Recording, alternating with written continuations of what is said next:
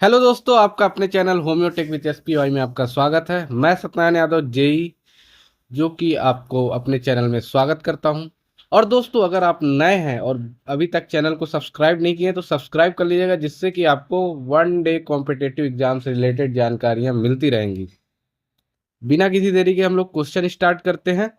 सबसे पहला क्वेश्चन है हमारा कि 50 किलोग्राम का भार का एक लड़का है जो 45 चरणों की सीढ़ियां 9 सेकंड में चढ़ जाता है। ठीक है, तो हमको यहाँ से देखिए, यदि क्या क्या इंफॉर्मेशन दी, हम वन बाय वन लिख लेंगे। यदि प्रत्येक चरण की ऊंचाई 15 सेंटीमीटर है तो उसकी शक्ति का पता लगाएं। हमको फाइंड आउट क्या करना है, शक्ति मतलब पावर, और जो ग्रेविटी की वैल्यू है वो है 10 मीटर पर सेकंड स्क्वायर। तो देखिए यहाँ से एक और क्वेश्चन बनता है, एसिलरेशन। एसिलरेशन की यूनिट क्या होती है, तो वो भी होती है मीटर पर सेकंड स्क्वायर। ठीक है, याद रखिएगा। अब हम क्वेश्चन पे आते हैं। तो देखिए हमें क्या क्या दिया है, वेट दिया हुआ है 50 kg, डब्लू दिया हमको 50 kg। ठीक है, तो जब हमें वेट दिया हुआ है दोस्त, तो उसका कुछ ना कुछ मास होगा, और वेट में मास होगा और ग्रेविटी होगा। ठीक है, क्या होता है, डब्लू इक्वल टू होता है mass into gravity, M into G. तो ये क्या हो जाएगा, वेट हमारा क्या बन जाएगा, 550 इंटू 10 ना, 50 इंटू 10 कर दीजिए। क्या कर दीजिए, 50 इंटू 10।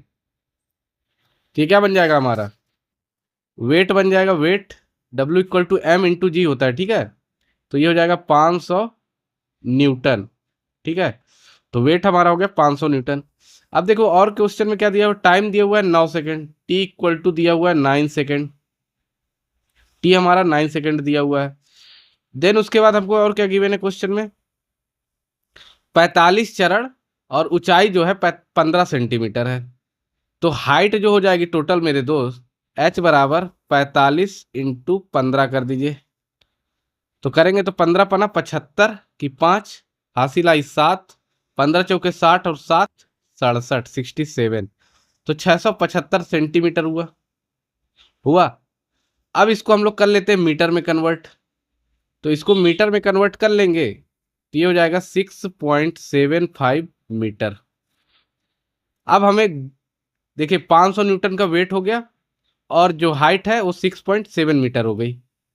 ठीक है, हमारा वेट हो गया 500 न्यूटन और हाइट हो गई 6.75 मीटर। ठीक है, अब हमको ज्ञात क्या करना था, पावर, और टाइम 9 सेकंड दिया हुआ है। पावर बराबर होता है कार्य बटे समय, कार्य बटे समय। ठीक है, और कार्य क्या होता है, बल इंटू विस्थापन, मतलब फोर्स इंटू डिस्प्लेसमेंट। तो विस्थापन क्या है हमारा यहाँ पे, जो हम लोग सीढ़ी चढ़ रहे हैं, सीढ़ी जो चढ़ रहे हैं हमारा वो विस्थापन हो गया। तो कार्य क्या होता है, फोर्स। तो फोर्स हमारा क्या हो गया, न्यूटन, तो मतलब 500 न्यूटन। 500 इंटू ये विस्थापन क्या है हमारा, कितना चला हमने, 6.75। 500 इंटू 6.75, और समय कितना लगा, 9। तो दोस्त अब ये देखते कि 9 से 500 तो कटेगा नहीं, ये वाली संख्या कटेगी क्या। तो तीनों का सम करके देखो, 7 5 12 6 18। तो 9 से देखो डिवाइड हो रहा है, तो 9 से कट कर दो, 9 सत्ते 63, और 4 बचा, 9 पना 45। 500 इंटू 7.75, तो कितना हो जाएगा, कर लीजिए यहाँ पे, 500 इंटू 0.75। तो 25 डबल जीरो ये हो गया, 25 की 5, हासिल आई 2, 5 सत्ते 35, 2 37।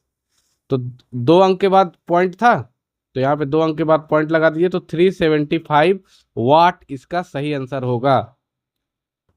375 वाट इसका सही आंसर होगा दोस्तों, जो कि ऑप्शन नंबर बी में है। तो होप सो कि ये क्वेश्चन आपको समझ में आया होगा।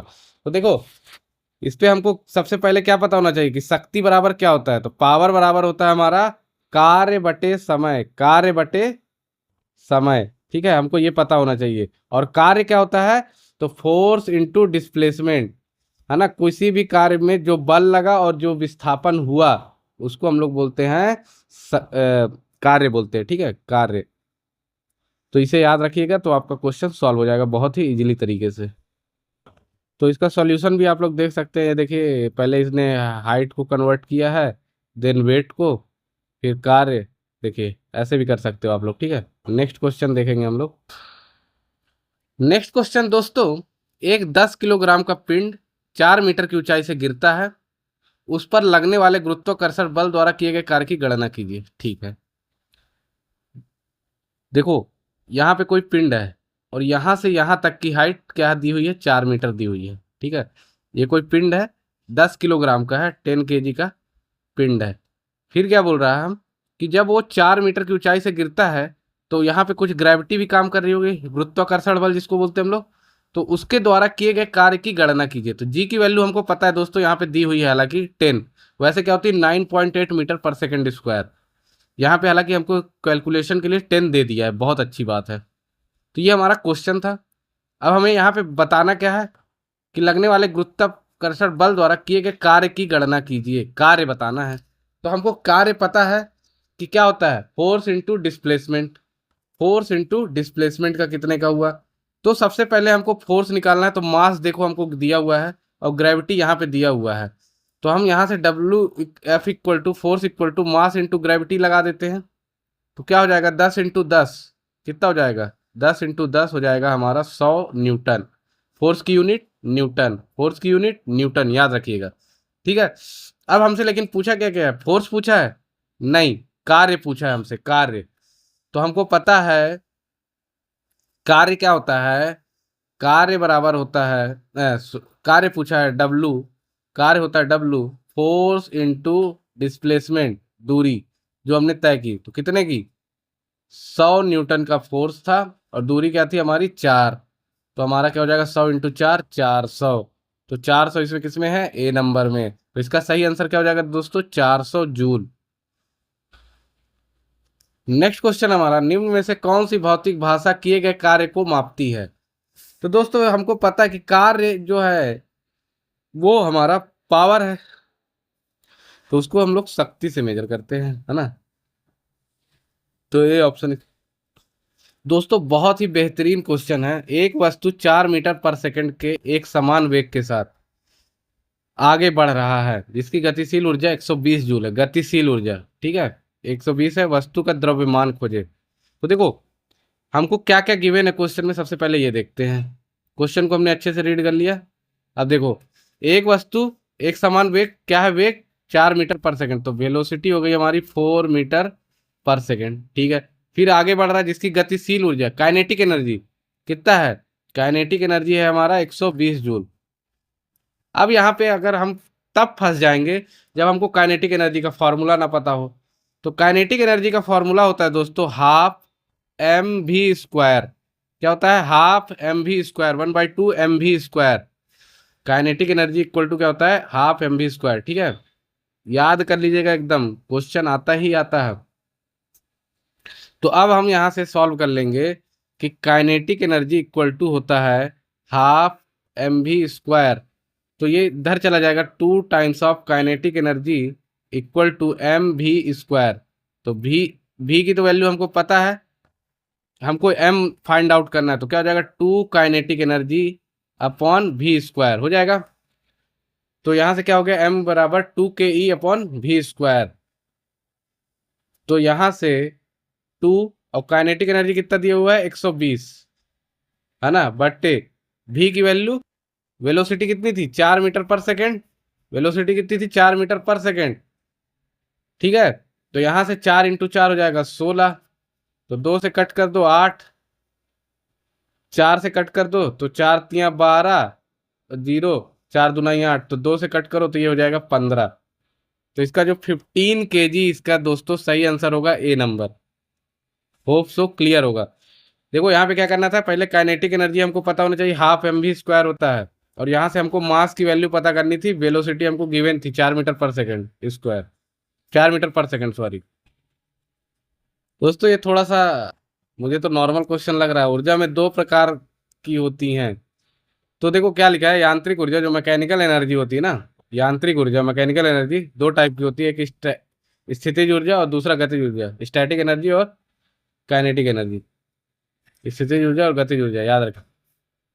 देखिए बहुत ही आसान क्वेश्चन, अगर आपको फॉर्मूला पता है तो। यदि एक हवाई जहाज 4,000 मीटर की दूरी, तो डिस्टेंस दे दिया, मतलब डिस्प्लेसमेंट एक तरह से कितना दिया हुआ है, विस्थापन 4,000 मीटर का। ठीक है, विस्थापन। और कार्य कितना दिया हुआ है, कार्य दे दिया है इस बार, कार्य दे दिया 20,000 जूल। कार्य हमारा दे दिया है दोस्तों 20,000 जूल, और डिस्टेंस दे दिया इतना डिस्प्लेसमेंट। तो लागू किया गया बल, तो देखो हमको पता है कि कार्य बराबर होता है बल इंटू विस्थापन, बल इंटू विस्थापन। ठीक है, तो यहां से हमको बल पूछ रहा है, तो बल बराबर क्या हो जाएगा, कार्य बटे विस्थापन। बल बराबर हो जाएगा कार्य बटे विस्थापन। तो हमारा कार्य कितना है, 20,000 जूल बटे 4,000। तो 3 शून्य कट जाएंगे, 1 2 3 से, तो 4 पंचे 20। तो इसका जो सही आंसर होगा दोस्त, वो क्या हो जाएगा, डी नंबर 5 न्यूटन। ठीक है, याद रखिएगा। बहुत ही सिंपल क्वेश्चन है। एक 100 न्यूटन का एक बल 50 किलोग्राम द्रव्यमान की एक वस्तु पर लगाया जाता है, तो उत्पन्न होने वाला त्वरण की गणना कीजिए। तो हमको पता है कि देखो, यहाँ पे हमको क्या दिया है, मास दिया हुआ है 50 kg। मास कितना दिया हुआ है दोस्त, मास दिया हुआ है हमको 50 kg, और फोर्स दिया हुआ है 100 न्यूटन। और हमसे पूछ क्या रहा है, एसिलरेशन। तो हमको ये पता होना चाहिए न्यूटन का द्वितीय नियम, F equal to m a. तो ए बराबर एफ बाई एम हो जाएगा। तो एफ की वैल्यू कितनी दी हुई है, 100 न्यूटन, और मास कितने का है, 50 का। तो 50 दुनाई 100। तो इसका जो सही आंसर हो जाएगा दोस्तों, क्या हो जाएगा, 2 मीटर पर सेकेंड स्क्वायर। 2 मीटर पर सेकेंड स्क्वायर, सी ऑप्शन सही होगा। ये देखो, ये ऑब्लिक यहाँ पे मुझे लगा सेकंड की पावर -2 है ना, तो सी इसका सही आंसर होगा, डी नहीं होगा। सी इसका सही आंसर होगा दोस्तों। दोस्तों थोड़ा सा ट्रिकी क्वेश्चन है, समझिएगा, समझाता हूँ बहुत तगड़े तरीके से। क्या बोला, उस भौतिक मात्रा का नाम बताए जो बल और वेग के गुणनफल के बराबर है। तो ये चारों में से कोई एक होगा। तो हम मान लेते हैं अभी राइट लेफ्ट हैंड साइड में मेरा ये चारों है, और यहाँ पे क्या बोल रहा है, बल इंटू वेलोसिटी, वेग। ठीक है, तो अब मैं यहाँ से फोर्स, वेलोसिटी को हम लोग क्या लिख सकते हैं, डिस्प्लेसमेंट अपॉन टाइम, है ना, डिस्प्लेसमेंट अपॉन टाइम। तो हमको पता है कार्य इंटू विस्थापन क्या होता है, अपॉन समय हमारा होता है पावर, होता है पावर मीन्स शक्ति। तो इसका सही आंसर होगा डी नंबर, याद रखिएगा। तो दोस्तों इस क्वेश्चन को करने के लिए आपको लगता है पेन उठाना पड़ेगा, उठाना नहीं चाहिए। क्यों, क्योंकि देखो यहाँ पे दिया है 15 किलोग्राम द्रव्यमान का पिंड है, तो मतलब एम कितना दे दिया, 15 kg। 5 मीटर पर सेकेंड स्क्वायर, ये पता होना चाहिए। मीटर पर सेकेंड स्क्वायर किसकी यूनिट होती है, एसिलरेशन की, मीटर पर सेकेंड स्क्वायर।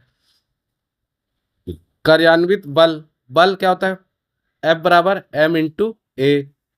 बल पूछा है, मास इंटू एक्सेलरेशन, 15 × 5 75। तो 75 किस में है, देखो डी ऑप्शन में। तो इसका सही आंसर क्या हो जाएगा, 75 न्यूटन।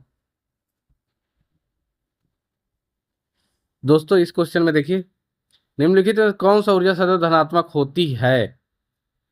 तो इसका आंसर है गतिज ऊर्जा। कैसे होती है ये बताता हूँ। देखो जो मास होता है वो निगेटिव हो नहीं सकता, ठीक है, एम जो है निगेटिव नहीं हो सकता। और काइनेटिक एनर्जी क्या होती है, हमने अभी बताया था, हाफ एम वी स्क्वायर। ठीक है, मास निगेटिव होता नहीं है, ये हमारा कांस्टेंट टर्म है। और ये वेलोसिटी का स्क्वायर है, अगर निगेटिव का भी स्क्वायर करेंगे हम लोग तो क्या हो जाएगा, पॉजिटिव हो जाएगा। तो गतिज ऊर्जा ही एक ऐसी है जो सदैव धनात्मक होती है। ठीक है, नेक्स्ट क्वेश्चन है हमारा, कार्य करने की दर है, तो क्या है, शक्ति है। कैसे, दर पूछ रहा है ना, मतलब अपॉन में समय है, और कार्य बटे समय क्या होता है, पावर, शक्ति। हम लोग पढ़ते ही आ रहे हैं। तो ये होप्स हो कि दोस्तों आपको वीडियो पसंद आई होगी। अगर पसंद आई हो तो लाइक कर लेना, अगेन बोलूँगा चैनल को सब्सक्राइब कर लेना, तथा दोस्तों के साथ शेयर कर देना, जिससे कि आपको और आपके दोस्तों को इस वीडियो का लाभ मिल सके। Thank you for watching this video.